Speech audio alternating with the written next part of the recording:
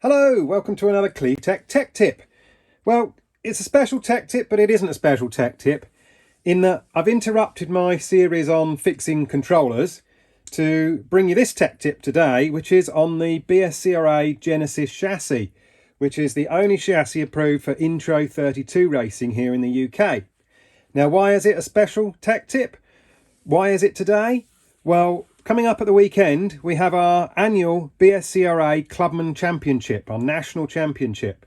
This is for drivers that are Clubman grade. So that is those drivers that haven't really done that well at an overall nationals. They might even be new drivers to slot racing. They might never have raced outside their club before. They might have only done one or two events outside their own club. So it's for drivers that probably have a little bit less experience at driving these sorts of cars.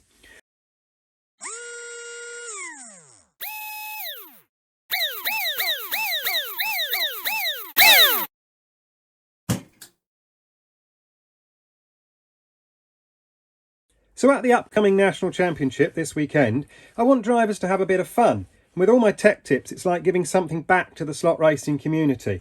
When you're preparing this chassis, this Genesis chassis, I want to make sure that it's prepared okay and it works well for you and you have fun driving it. I also know that this chassis has been sold around the world. And there are places in the US that race this chassis. I'm pretty sure it's been sold to South Africa, maybe Australia, New Zealand, etc. So it's been around the world a bit, this chassis, and there are various clubs around the world that use this. So this hopefully will be useful to other people as well. When this chassis was first introduced, I did a guide of how to build one of these chassis from scratch. And I'll put a link on the screen now for that. But it's also on the BSCRA website of how to build these. It's not a video build, it's more of a written build with some decent pictures. But it went into Slot Car Racing News magazine quite a few years ago when this chassis was first introduced. But if you're looking to build one from scratch, then have a look at that article. This chassis has already been built, as you can see. But this is about preparing it now for the Clubman National Championship event. Maybe somebody might even borrow this car from me if they are in trouble and need one themselves. So as you might have seen in my other videos, probably one of the important things is to make sure the chassis is nice and flat and straight. So I've got my surface block here that's nice and flat.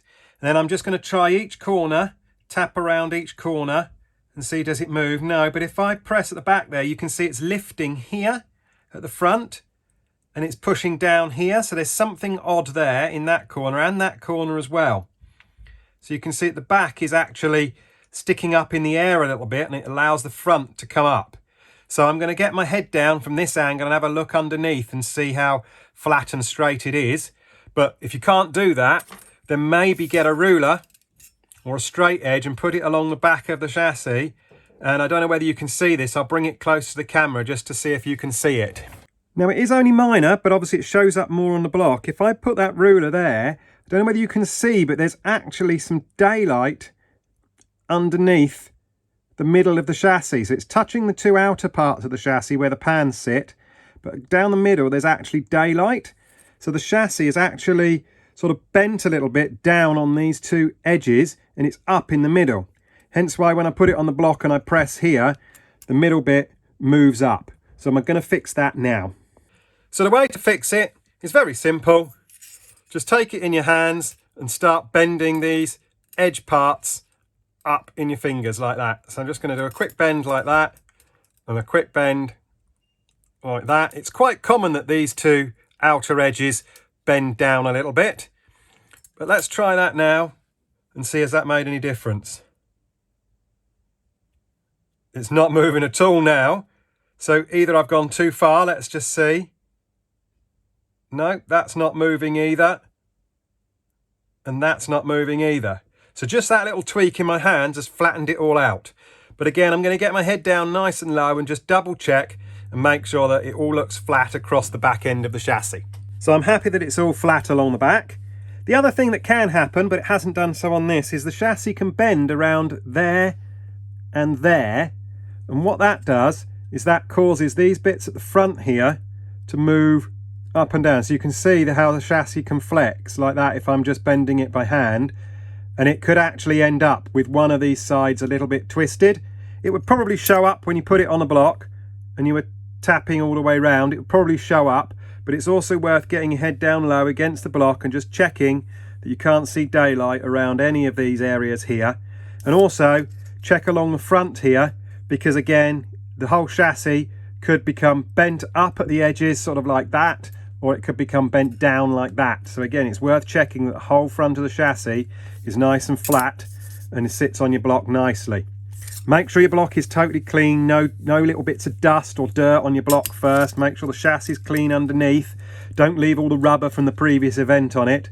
And if you haven't seen what to do with your chassis after an event, about not throwing it in your box, I'll put a link on the screen now to that video.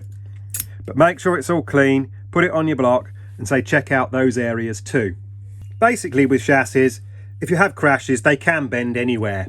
But I'm trying to point out some of the more obvious places where these chassis can bend. The pans are actually not separate entities. They're actually held on by this rail which runs all the way to there. So they're actually a one-piece chassis. You can see that the rail runs all the way down the back of the pan and then joins the pan there. So the pans can flex a little bit there and they can flex at the back, but there's no actual hinge for the pan. So what can sometimes happen is this rail here that the pans are mounted on, so this long rail here, that can sometimes bend. And if that rail bends, then potentially the pan is sitting up in the back corner here and it doesn't sit nice and flat on those rear bars. So again, you should be able to check by putting it on your block and tapping on each pan and seeing does it sit flat. If it doesn't, then I use one of these, which is just an old Allen wrench. And what you can do is, depending on which way you need to bend the pan, so if the pan is sticking up and it's not sitting flat, then in effect you need to bend that rail down, and it tends to bend towards the front here. So what I tend to do is I tend to just get my Allen wrench here, I hold the front of the chassis and I push down on that rail just there with my Allen wrench, and you don't need to do it very much, you just need to push a little bit down on that, and then that will bend the back of the pan back down again. And you can do that either side depending on what's happened, whether both pans are the same or it's just one pan. But again, if you think it's pushing down too hard on the back, then you might need to take the Allen wrench and push the rail the other way from the bottom of the chassis up. But whatever you do, it bends it ever so fractionally just here, which is normally where it gets bent anyway in accidents, and it can then flatten your chassis out and make sure your pans are sitting nicely on these two rear bars here that come out from the motor box. I brought the chassis in close to the camera for this next check, but I want you to check around your pin tubes, where the pin tubes are mounted in to the chassis, because sometimes they can break and crack off, and if they break and your pins come out, then your body falls off and it's a horrible nightmare on the track because nobody can marshal it and it flies off on the straights, etc. So make sure that your pin tubes are well soldered into the pin tube mounts. Now this is fairly early chassis, and you can see how, I don't know whether I can bring it quite close here, if I take that pin out, you can see how thin the pin tube mounts are onto the chassis. The slightly later versions have a slightly thicker bit of metal in between the loops that hold the pin tubes and the joining to the chassis, so they're slightly stronger. But I have seen a few chassis break there. So again, double check that, make sure that's okay. You can get spare parts for these chassis from Richard Mack in the UK if they do break, and you are allowed to replace like for like parts. So all my pin tubes are fine. Now, when I've scrutineered this class before, or done technical inspection for the class before, I've noticed people trying various things out and changing the chassis. Well, you're not allowed to do that. It should be built, or assembled as intended by the manufacturer, and they do come ready built, so you can't really change anything. But I have seen people try and move these pan mounts here on the inside and stick them up in the air on the inside to give more pan movement up and down the front. Well, that's not allowed. If I see a large gap in here, an excessive gap, and these holders here for the pans are not pushed all the way down into the chassis, and you can see from the bottom they should be level with the bottom of the chassis. If that's not the case, then it will fail scrutineering and you'll need to resolder these and put them back down into your chassis properly. This chassis already has some bushes installed in the rear. You're not allowed to use bull races in the rear. They've got to be plain bushes. These are oilite type bushes. I think they're Palmer type oilites, but it's always worth checking when you put your axle in to make sure there's not excessive movement in the oilites. So let's put that in there and let's move it from side to side a little bit, and you can see there's not a big gap. There's not excessive movement there. I'm wobbling it. There's not movement there. Check the other side. Again, there's not excessive. There's a little bit of movement there. You can see it's a little bit of play on this side. It's probably more important on the gear side that there's no play. There is a fraction of play there on that other side here. You can also see that where the axle's been running, the axle's worn slightly. It's polished off a little bit there and polished off a little bit there. Sometimes it can be worth flipping your axle round so it's running, so when you put your gears on, it's running on a different part of the axle. In fact, actually, probably it should be that way round this time, because I'm going to flip it round, and you can see that with the axle sticking out further, it's now going to run on the bits of the axle that aren't polished. So if the axle's polished, then the axle becomes a smaller diameter and can actually end up having a bit more play in the bushes, so you don't want that. So flipping your axle round can also be another little tip. Again, during technical inspection, I've also seen people solder a piece of piano wire between these two upright parts on the pillar blocks. Now, it looks like something's missing, but it isn't. These are there for the reason of assembly. When Richard assembles all of these, he uses a little jig to keep the pillar blocks nice and upright and spaced correctly. So these little slots here are for the jig he uses when he assembles it. It's not that there's something missing, and you're not allowed to add any bracing or strengthening in between there. Now, you may notice, those eagle-eyed of you, notice that there's a little bit of piano wire here that braces the gear guard. Well, technically, that's not allowed. The gear guards have broken off in the past. This gear guard was broken at the bottom, so I have strengthened it up a little bit. Now, you're not really allowed to add anything to the chassis, but adding a little bit of strengthening there to the gear guard is one of those little grey areas that seems to be okay. I have allowed that in the past, but really it shouldn't be done. You know, this whole thing should be replaced, or I have actually let them run in the past with a totally broken gear guard, and I have seen people remove the gear guards to make the car slightly lighter. But the kind of racing you're going to get, having a gear guard can actually be worth having. You may also have noticed that I've ground a small little bit out of the bushing here. These bushings are glued into the chassis. If you haven't seen my guide on how to glue the bushings in, I'll put a link on the screen now.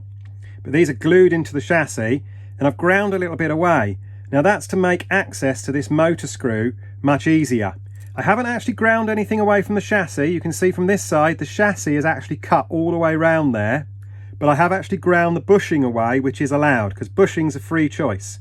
You're just not allowed to run any bearings. So the next thing I'm going to do is put the motor into it. Now these are some really old motors here. I think that's actually it's an old Falcon 7 motor. I don't know who made that. It's just called a Falcon 7. It might have been a JK Falcon 7, I think. This is a TSR Falcon 7. Now I've run them up, and this one's the fastest at 23k. This one's only 21k. It's a little bit tired now, but this is an old one. But we do allow even the new Falcon 7 double bull raced, the JK Falcon 7 double bull raced. That's allowed. That's probably the best one these days that's still allowed. I think we might still run, I think it's called a Hawk 7 double bull raced actually. But then there's also a Hawk Retro, which is also allowed. They're quite good motors for club tracks. But we run a fixed gearing.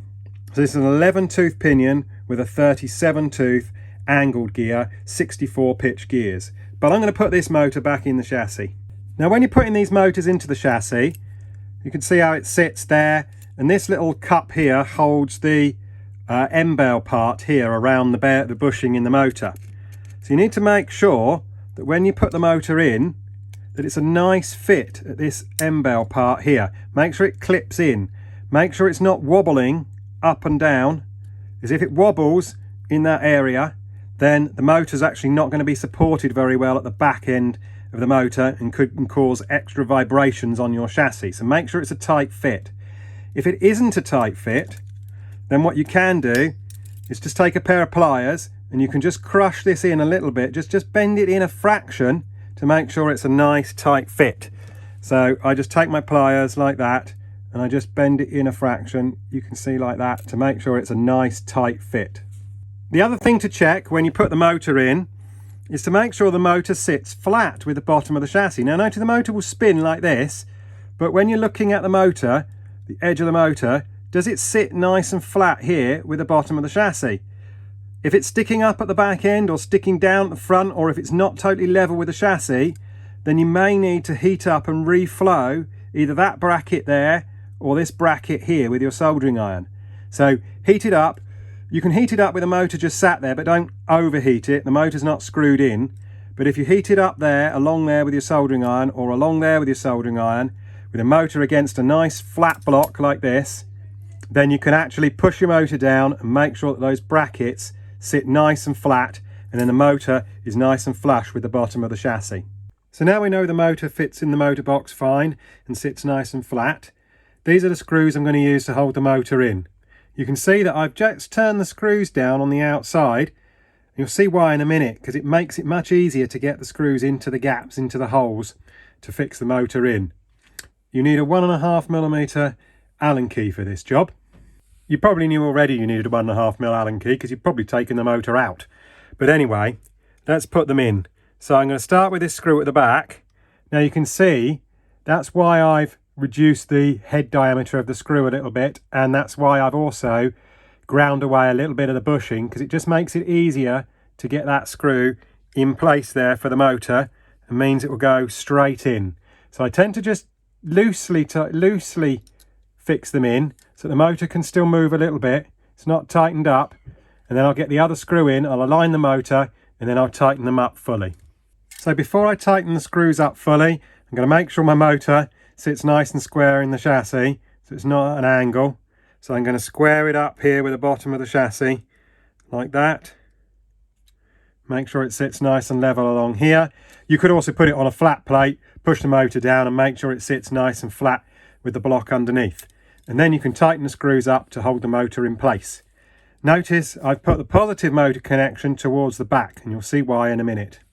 So all of the assembly so far has been done without the guide in place. That's because it sits nice and flat onto the block, and you can check everything's nice and flat and straight. But now I'm going to add the guide back into the car. Now, if you haven't seen my videos on setting up and preparing a guide, I'll put a link on the screen now. I'm going to set the front end up, and then I'm going to show you what I've done.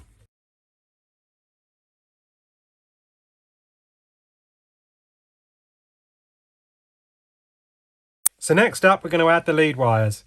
And again, if you haven't seen my video on how to do lead wires, I'll put a link on the screen now. Have a look at that. But I'm going to get these lead wires soldered on, and then I'll be back. A few moments later. So that's the lead wires at the front, soldered nice and neatly. Now we'll do the back. Now you should be able to see the reason why I put the red spot at the back, or the positive, towards the rear. In the UK, we run positive on the right, negative on the left. So when I've done the positive spot at the rear of the motor, it means the positive wire can go to the rear of the motor and the negative wire can go to the front of the motor, and they don't have to cross over anywhere along the car. It's just nice and neat, really. That's the reason why I do it, so that the wires aren't crossed. So I'm going to solder them to the motor here, and I'll be back. Remember, don't put too much heat on these tabs when you solder them. Be very quick, because you don't want to overheat the brush gear of the motor. So when the lead wires are soldered on, front and back, it's worth checking your guide still turns nicely. The lead wires don't foul on anything. Make sure they don't lift off the chassis, because if they're lifting off the chassis as the guide turns, it will interfere with the body shell and it will push all the pans up and it won't handle very nicely. You've got to make sure your lead wires are nice and low down in the car as possible. Notice this little loop here works quite nicely, puts a lot less stress on the lead wire itself here and here. You can see that the lead wire is not bending very much in those two positions. Works quite nicely. So I've put the axle back in, remembering to reverse it so where the polished bits are no longer inside the bushes. I'm going to use an S&K 37 tooth gear. That's a standard gear. It's got to be 1137 gearing, 16-degree angle gear. I'm going to say a big shout out to the S&K guys in Ukraine. Everything that's happening over there, such a terrible situation to be in. I hope they all stay safe and this situation can be resolved as soon as possible. And as I say, on my build, I go through how you can make sure you line your pinion up with your spur gear properly, how you fit your bushes into the rear pillar blocks, etc. So you can see all of that in my how-to guide. There's a link from the BSCRA website on that one. But you need to line the axle up, because on here, a lot of people use reverse hubs. So you have to use what would normally be the inside of your hub over here, because then it goes over the top of this boss on the gear here. And then you can use them normal way round on the other side. So again, I'm not going to go into preparing tyres, because I've got another video on preparing tyres. I'll put a link on the screen up here now. Have a look at that. But the racing's going to be minute qualifying, an 8x3 minute race. There's probably going to be some practice. So depending on the tyre compound you use, you may want to start with something like... So on my other car, I've got this body shell. Not quite sure what it is. It might be a Porsche. I think it's from Better and Classic here in the UK.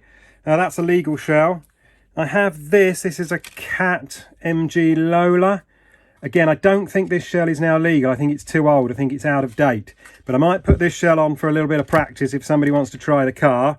And then if it works, then this shell can go on for the race, because I know that's a legal shell. So thank you for watching this special episode of Tech Tips. Special in that it's immediate, it's happening now. Listen to this tech tip before you come and race at the weekend. Wish everybody racing the weekend good luck. I will see you there. I'm helping to run the event. There's going to be a team race as well, and we're racing Group 12 saloon cars for the Clubman races as well. And we're going to put sports bodies on them for a team race. We're also going to run our F2 class, which is like a Formula 1 car, but with a FK type motor in. That might feature on my channel soon. But thanks for watching again. If you haven't subscribed, please do so. There's a big C appearing on the screen now. Click that and subscribe.